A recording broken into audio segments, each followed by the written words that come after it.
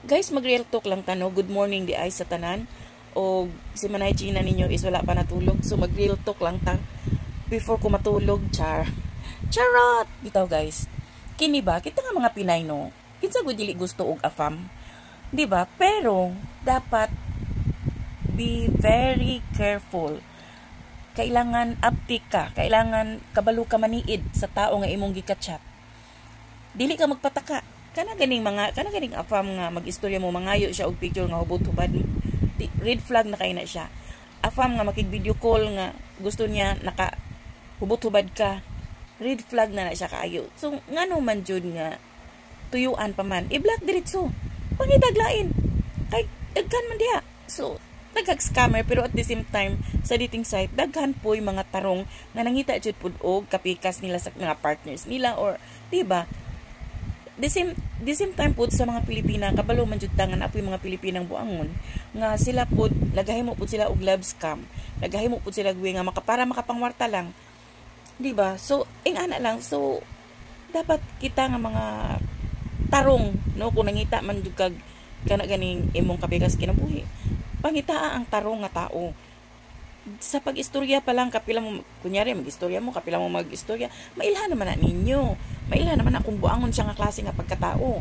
Diba? Kay lisod o mabiktima mo, pareha sa isa ka content creator nga nakulong. Tungod sa kwarta, diba? Tungod sa kwarta, gani real talk dyan siya. Nahimo na niya, tungod sa kwarta, kaya nga ginapadalhan mo siya kwarta sa lalaki. Unya, kung sa isulti sa lalaki sa iyahang, while mag-video call sila, iyahang ginasunod. Kaya ang iyang una, padalhan naman po siya kwarta. Diba? So, kamong mga inahan, kung gusto dyan mo kang kwarta, kamo na diskarte ng afam, dili kay apilo ninyo ang inyong mga anak. No? Dapat kita nga inahan, kita amo protekta sa atong mga anak. Dili kay kitay mo dala sa ilaha sa ing anak nga sitwasyon. Tanawa ka na siya, di pila ka bulan nga wala sa iyang anak. Gikuha sa DSWD, unya karon nakulong na gyud siya. Upat ka kaso, ang duha nakabail siya, ang duha wala na gyud siya nakabail. So, nakulong na. No, luoy ba? Luoy at the same time, wala ko'y simpati sa iyaha. Kaya nga no, tinuyuan man na nimo. Kung tanong kag pangutok, ano mo sunod man ka, makaingon no, nga, sala sa lalaki, sala po niya.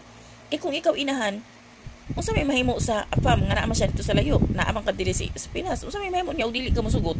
Diba? So, dapat kita ang mga inahan no, tungod sa kwarta, kay gusto dyo kag daghang kwarta, apilo ni mo imong anak sa imuhang diskarte, ayaw. Bahala ka kung ikaw ang inan gusto jud ka, sige go. Pero ayaw adamaya imong anak kay tanawa gigamit sa lalaki diyon sa resulta. Nakulong. So kana lang siya guys. No, kita mag-amping di jud magpatakag dasmag anang mga afam. Kay kung daghan Pinay nga buangon, daghan po afam nga buangon, wise na po na sila, daghan kay mga scammer ron. So dapat mag-amping o di magtinanga. So katura guys, good morning, matulog na ko. Bye.